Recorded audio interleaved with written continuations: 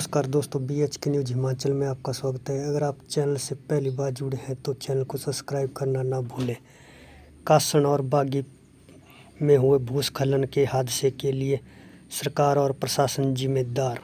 ब्रह्मदास चौहान बोले, समय रहते उचित कदम उठाए होते तो वर्तमान में नहीं होते ऐसे हालात। पहले भी ऐसे क्षेत्रों में बरसात के दिनों में घटित हो चुके हैं हादसे। सरकार और प्रशासन हादसे घटित होने के बाद भी कब जागेगी कुंभकर्ण नींद से। आइए सुने ब्रह्मदास चौहान को क्या कह रहे हैं। सरकार ने और विभाग ने सभी को अलर्ट किया है कि ये इस बार जो बरसात जो है बहुत ही नुकसान देगी। और मैं जब अपने जनसंपर्क अभियान में आज ग्राम पंचायत किलिंग में आया हूँ और मुझे यहाँ पूर्व प्रधान हमारे बड़े भाई कृष्ण कुमार ने मुझे फ़ोन पर कहा कि यहाँ कुछ मकान गिरा हुआ है और लोगों की भारी समस्या है। तो आज मैं यहाँ आया तो मैं देखा दुर्गादास का मकान जो रसोई है इनकी गिरी हुई है और गौशाला जो है वो भी कगार में है। और इनका जो मकान की जो रहने वाली रिहायशी मकान है वो भी इस वक्त बहुत ही खतरे की जो घंटी बज रही है। कभी भी इनको जो है आदेश हो जाए और बारिश जैसे आप भी लग रही है तो मुझे लगता है कि ये घर जो गिर सकता है। जिस तरह गौशाला और ये रसोई गिरी उस तरह ये भी गिर सकता है। तो प्रदेश की सरकार जो है गरीबों के लिए आसीना दे रही है और मैं देख रहा हूँ कि मेरा ये चौथा पांचवा मौका है तो मैं देख रहा हूँ कि गरीबों का कोई नहीं होता। ये इस वक्त दोनों दुर्गादास भी अपंग है और इसकी धर्मपत्नी जो आप ये देखिए ना कि ये बारिश में अगर मकान में खुदा ना खास्ता कोई दुर्घटना हो जाती है तब तो इनको लाखों रुपए के मुआवजे देने की बात हो जाएगी, लेकिन आज इनका घर गिर रहा है तो इसको मेंटेन करने के लिए मैं उसी तर्ज में ये कहना चाहता हूँ कि भाषण में तो बहुत कुछ करते हैं कि हम सर्वे करवा रहे हैं और घर घर जा कर के टीम लगाई हुई है। तो मुझे तो मैंने ही मतलब जो है पटवारी को टेलीफोन किया और पटवारी कल ही मौका करके गई।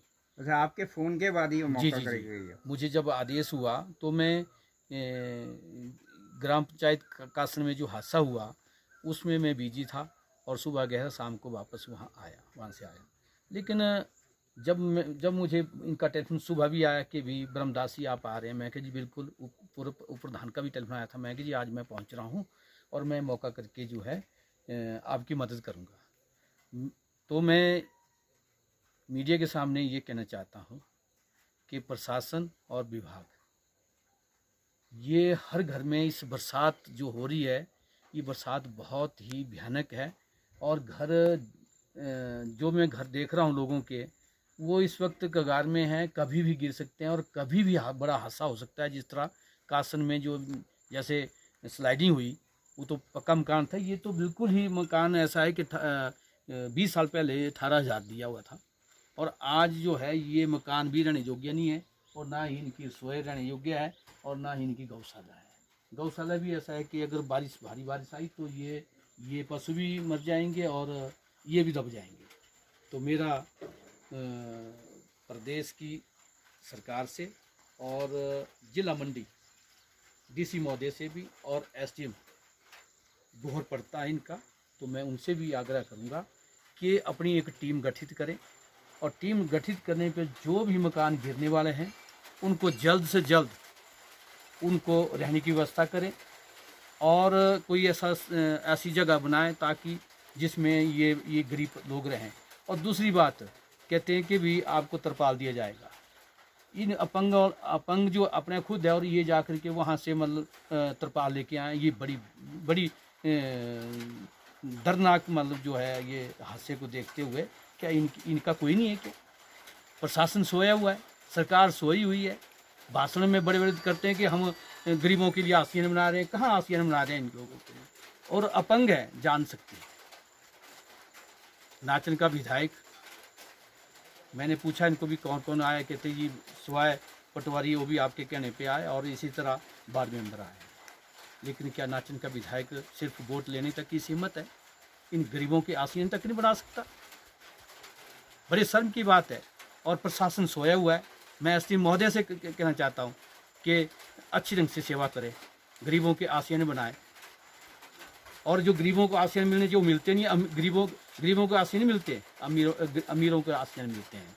ये मैं देख रहा हूँ कि ये बड़ी शर्मनाक हमें ये घटनाएं मिल रही है। इनके पास तो कमाई का साधन भी नहीं है कोई कमाई का साधन क्या करेंगे? दोनों ये पेड़ से गिरे हुए हैं, एक्सीडेंट हुआ है, साथ में ये अपंग है, इनका बाजू जो काम करने वाला बाजू वो टूटा हुआ है।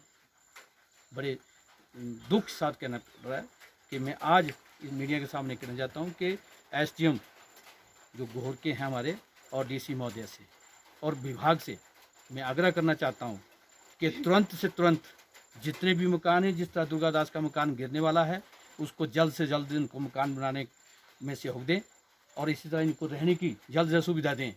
अन्यथा हम इसके ऊपर फिर आंदोलन करेंगे।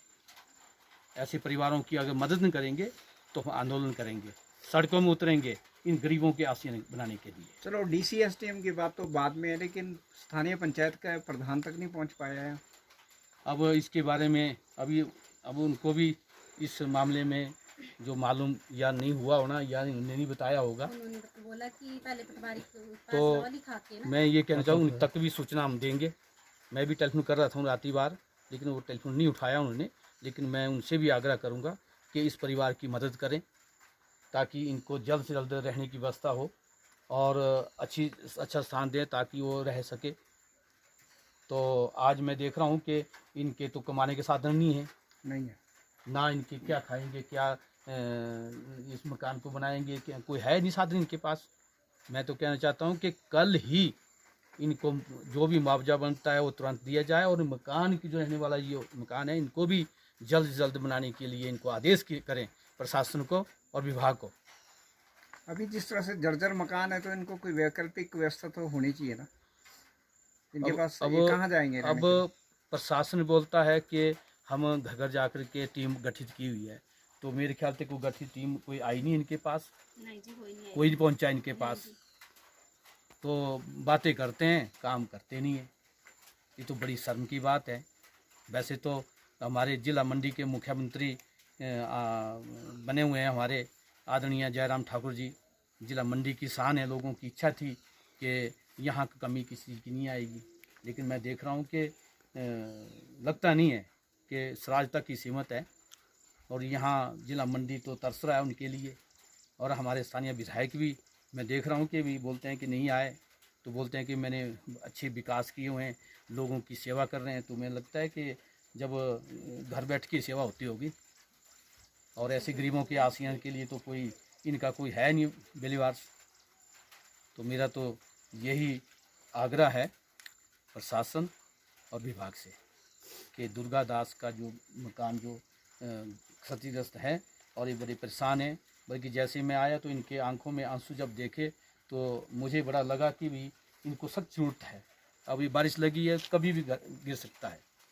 तो मेरा प्रशासन और विभाग से मैं ये कहना चाहता हूँ कि इनको तुरंत मकान सैंक्शन करें और इनकी जो जो रहने की जो व्यवस्था है इनकी तुरंत करें ताकि ये सुरक्षित जगह रहें और अपना जो इनकी गौशाला है, जो इनकी गाय हैं और भेड़ें हैं, बकरियां हैं, उनको भी सुरक्षित जगह इनको स्थान दिया जाए ताकि ये उनसे बच सकें। नहीं तो ये बारिश आ रही है, ये कभी भी हादसा हो सकता है, बड़ा हादसा हो सकता है। और जिसमें यही मियाँ बीवी हैं जो इस मकान में रह रहे हैं। बेटियां इनकी जो है शादीशुदा शादियाँ हो गई है। लेकिन मैं जल्द से जल्द कहना चाहता हूँ कि इनको जल्द मकान जो मुहैया करें और रहने की सुविधा करें। धन्यवाद। हमसे जुड़े रहने के लिए हमारे YouTube चैनल को सब्सक्राइब करें और नई वीडियो की नोटिफिकेशन के लिए बेल आइकॉन को दबाएं। अगर आप ये वीडियो Facebook पर देख रहे हैं तो लाइक जरूर करें और ज्यादा से ज्यादा शेयर